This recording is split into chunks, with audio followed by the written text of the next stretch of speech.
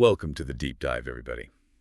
Today we're going to take a deep dive into the world of Osho, a real rebel in the realm of thought. And you've given us a fascinating mix of his writings and speeches. And, well, it's clear you're drawn to his ideas on innocence, rebellion, and how they kind of clash with the norms of society and religion. It's intriguing how Ursho's rebellious spirit just shines through even in his childhood stories, like that hilarious anecdote about the no pissing allowed sign. Yeah, Talk about a literal take on challenging authority. that's Osho for you. But it wasn't just about breaking rules for the sake of it. What I found interesting was how this seemingly childish act, connects to a much bigger idea in his philosophy. Absolutely. It's about questioning authority at every turn. I mean, who hasn't wanted to, answer nature's call right under a no pissing sign? But Osho, takes it a step further, urging us to examine the rules we follow and to ask ourselves, are we blindly obeying or are we consciously choosing our path? That's a good question for all of us to ponder. And it's not just about societal rules. Osho also digs into the price we pay for chasing success, the kind of society often pushes us towards. He uses Gandhi's story, the one where he was, kicked out of a first-class train compartment to highlight this inner turmoil.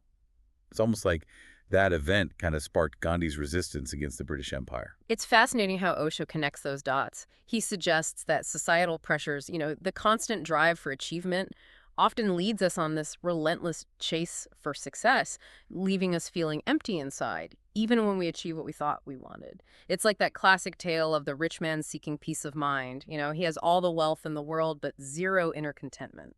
Makes you wonder, doesn't it? What's the point of climbing the ladder if we end up miserable at the top? Osho seems to be nudging us to rethink our priorities, to ask ourselves what truly brings us joy and fulfillment. Is it external validation or something deeper? It's a question worth pondering, for sure. And speaking of questioning, Osho had some pretty radical views on education. He wasn't a fan of traditional schooling, where rote learning and blind acceptance of authority were the norm. Yeah, he really believed in learning through direct experience, not just stuffing our heads with facts and figures. He has this hilarious story about a professor who was, obsessed with the syllabus, totally thrown off by Osho's out-of-the-box questions. It's like that scene from Ferris Bueller's Day Off where the economics teacher drones on, oblivious to the students' boredom. Osho would flip that classroom on its head. He wanted people to engage with knowledge, to question, to explore, not just regurgitate information. Yeah, he wasn't just challenging academic norms. Osho questioned the limitations of knowledge itself, especially knowledge based solely on logic and reason. He argued that science, while important, can't fully grasp the vastness and mystery of existence. That's where his emphasis on intuition and subjective experience comes in. He believed these ways of knowing, often dismissed by traditional science, offer valuable insights into the nature of reality. Like his example of the electron disappearing between 2 points, almost like it's playing hide and seek on a subatomic level. Our logical minds struggle to grasp it. But maybe, as Osho suggests, we need to tap into other ways of knowing, to embrace the mystery, to let go of our rigid need for everything to make perfect sense. He uses the analogy of the 10 blind men describing an elephant, each feeling a different part and coming up with a completely different idea of what an elephant is. We all have our limited perspectives, and Osho is reminding us that reality is far more complex and multifaceted than our minds can fully grasp. It's humbling, isn't it, to acknowledge the limits of our own understanding. But it's also liberating in a way to let go of the need to have all the answers and to just be open to the mystery of it all. It's that childlike sense of wonder that Osho encourages us to cultivate, to approach life with curiosity, with a willingness to be surprised, to let go of our preconceived notions and embrace the unknown. And speaking of challenging societal norms, Osho had some pretty provocative views on love and relationships, especially marriage, the whole idea of till death do us part and all that. He saw traditional marriage as a trap, a cage built on possessiveness and fear of being alone. He tells this funny story about a man whose wife dies, and he immediately wants his love letters back so he can use them on the next woman. Talk about missing the point of love. But Osho was pointing to something deeper, the tendency to cling to people and things out of insecurity, rather than embracing the freedom and fluidity of true love. He believed love should be a celebration of freedom, not a limitation. He questioned societal expectations around sex and relationships, particularly the double standards imposed on women. Osho wasn't afraid to push those boundaries, to challenge those deeply ingrained, often hypocritical societal norms. And it all ties back to his critique of organized religion, which he saw as a major source of these restrictive beliefs. He saw organized religion as this attempt to control human behavior, especially like our natural instincts like sexuality, through fear and guilt. He famously refused to take an oath in court in the name of God, saying he wouldn't swear on something he had never met. That's Osho in a nutshell. Irreverent, rebellious, always questioning. He didn't just want to dismantle structures. He wanted to redefine spirituality, to make it something personal, joyful, integrated into everyday life, not confined to rituals and dogmas. He called it a religionless religion, and his experiment with the Rajneeshpuram commune was a bold attempt to live out that vision. It was a community where spirituality wasn't something separate from life, but woven into every aspect of their existence. It's a fascinating concept to create a society based not on rules and restrictions, but on awareness, love, and a deep connection to the present moment. But as we delve deeper into Osho's world, we'll see that he wasn't just a utopian dreamer. He had some stark warnings about the dangers we face as a species, about the potential for self-destruction lurking within us. He used this powerful analogy of a genie in a bottle to describe the dangers of unchecked power. It's like unleashing a force we can't control, capable of wreaking havoc on a global scale. And this wasn't just some abstract philosophical musing. He spoke directly to the political realities of his time, the arms race, the looming threat of nuclear war, issues that are unfortunately still relevant today. Osho wasn't afraid to point out the shadows, the potential for darkness within humanity. But he wasn't pessimistic. He believed in the power of individual transformation to lead to collective change. He saw consciousness, love, and compassion as the antidotes to the fear, greed, and violence that threaten to consume us. It's a powerful message, a call to action for all of us to wake up, to become more aware, to make conscious choices that align with our highest aspirations, not just for ourselves, but for the future of humanity. It's a lot to take in, isn't it? But that's Osho for you. Always pushing boundaries, challenging us to think bigger, to live bolder, to embrace the fullness of life with all its complexities and contradictions. That's a great segue to part 2 of our deep dive, where we'll explore how Osho's ideas translate into practical tools for living a more fulfilling and meaningful life. So buckle up, because we're just getting started. Welcome back to our deep dive into the world of Osho. You know what always strikes me about Osho is his ability to take these like big philosophical ideas and make them feel so relatable, so human. Totally. He doesn't get lost in like abstract jargon, you know. Instead, he throws in these witty anecdotes, these little stories that make you laugh, but also make you think, there's something to that. Exactly. And speaking of relatable, let's circle back to Osho's critique of traditional education. You shared some of his writings on this, and it's clear this idea resonated with you.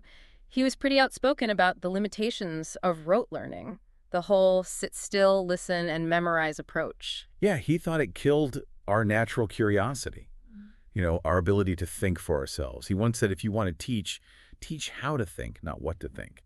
He wanted people to question everything, to break free from the mental conditioning that keeps us, like, stuck in old patterns. He saw traditional education as more about conformity than critical thinking. Reminded me of the story he told about a philosophy professor who was so rigid, so stuck in the syllabus that he couldn't handle Osho's unconventional questions.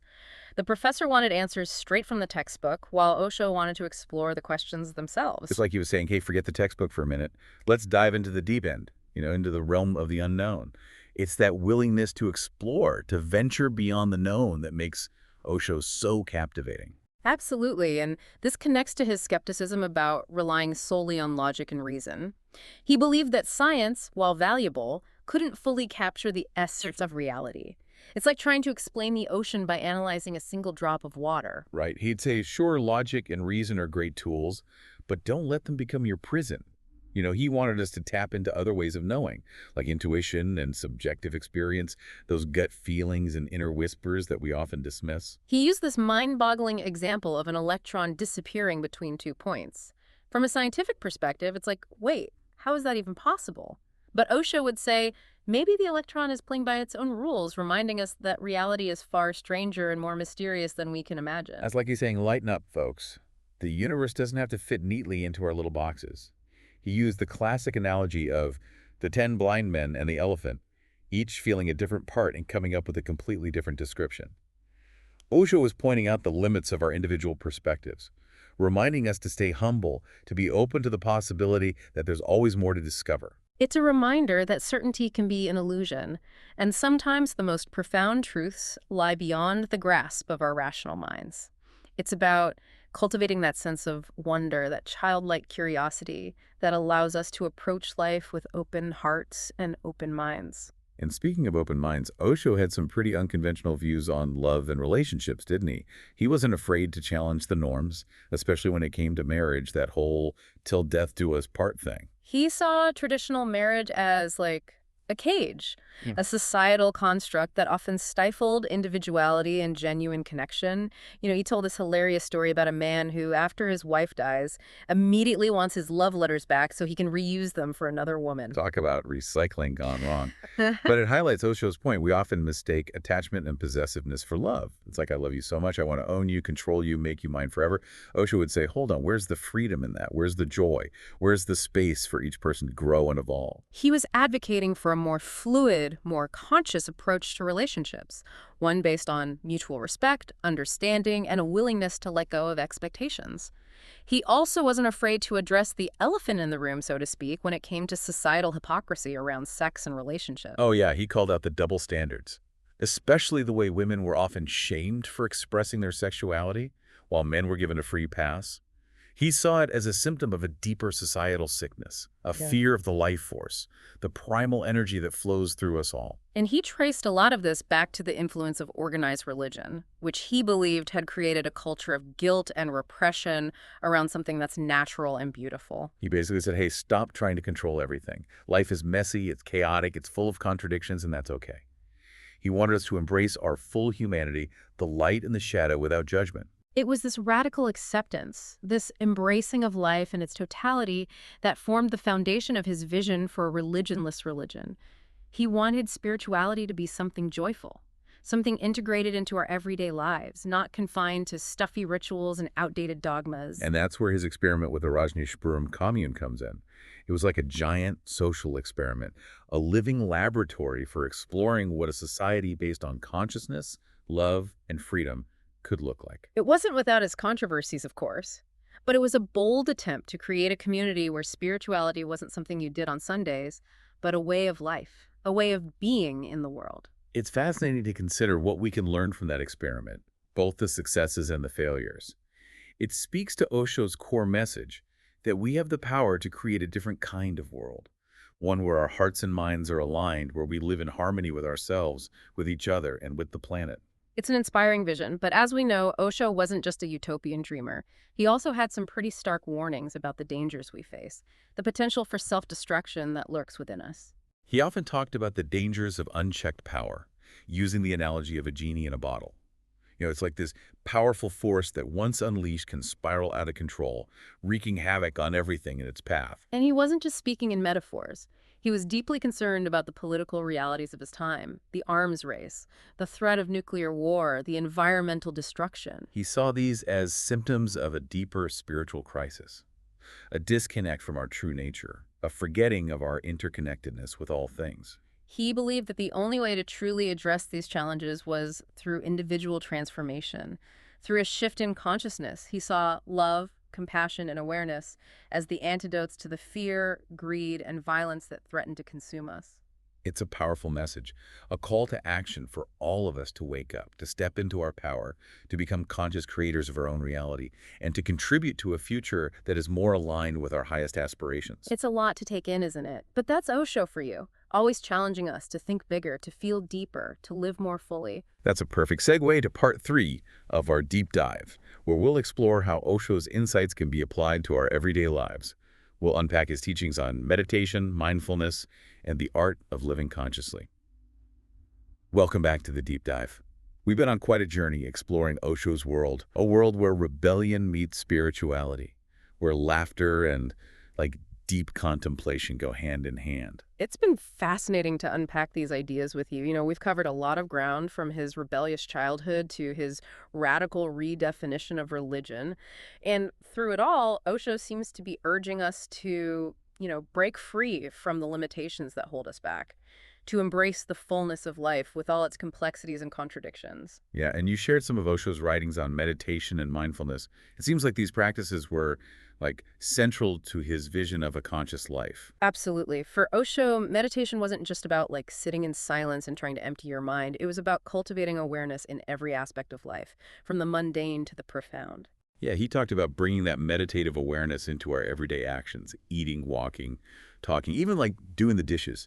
It's like he's saying, hey, wake up, don't just go through the motions, be fully present in every moment, no matter what you're doing. He saw mindfulness as a way to break free from the autopilot mode we often live in, where we're constantly reacting to external stimuli, lost in our thoughts, worries, and to-do lists. It's like we're sleepwalking through life, missing out on the richness and beauty of the present moment. Exactly. And Osho believed that by cultivating mindfulness, we could reclaim that sense of wonder and aliveness that we often lose as we, like, grow older. He saw meditation as a way to reconnect with our true nature, to access that inner stillness and wisdom that lies within us all. He often said meditation is not something you do, it's something you become. It's not about achieving some kind of blissful state, but about cultivating a way of being in the world, a way of responding to life's challenges with awareness and equanimity. And he emphasized that this inner transformation isn't about escaping from the world, but about engaging with it in a more conscious and compassionate way. He believed that by cultivating awareness within ourselves, we naturally become more sensitive to the suffering of others, more compassionate in our interactions, more responsible in our actions. It's like that ripple effect, right? The inner work we do has a profound impact on the world around us. Osho was a firm believer in that interconnectedness, that our individual choices and actions have consequences that extend far beyond ourselves. Which brings us back to his warnings about the dangers we face as a species. The potential for self-destruction that looms large in our world. He wasn't afraid to shine a light on the shadows, the ways in which our own greed, fear, and ignorance create the conditions for conflict, suffering, and environmental degradation. He saw these challenges as a wake-up call, a reminder that we need to evolve our consciousness if we want to survive and thrive as a species. And he believed that the answers don't lie in external solutions, in political systems or technological advancements, but in the inner transformation of each individual. It's a powerful message, and it can feel daunting at times. Like, okay, the world is a mess. Where do I even begin? But Osho would say, start with yourself. Cultivate awareness. Practice compassion. Choose love over fear. It's about recognizing that we're not helpless victims of circumstance, Yeah. but powerful creators of our own reality. And that even small acts of kindness, of awareness, of choosing love over hate can have a ripple effect, contributing to a more peaceful and just world. It's a journey, not a destination, right? We may never achieve some kind of perfect enlightenment, but the process itself, the striving, the becoming, is what enriches our lives and makes a difference in the world. So as we wrap up this deep dive into Osho's world, I'm left with a sense of both hope and responsibility. Hope because I see the potential for transformation, both within myself and in the world around me. And responsibility because I realize that I have a part to play in creating the future I want to see. And I think that's a powerful message to take away from this deep dive. It's not just about learning about Osho's ideas, but about integrating them into our lives, becoming more conscious, more compassionate, more loving human beings. So to our listener, thank you for diving in with us. We hope this exploration of Osho's world has sparked your curiosity, challenged your assumptions, and inspired you to live a life that is a little bit more rebellious, a little bit more mindful, and a whole lot more joyful. Keep questioning, keep seeking, keep diving deep.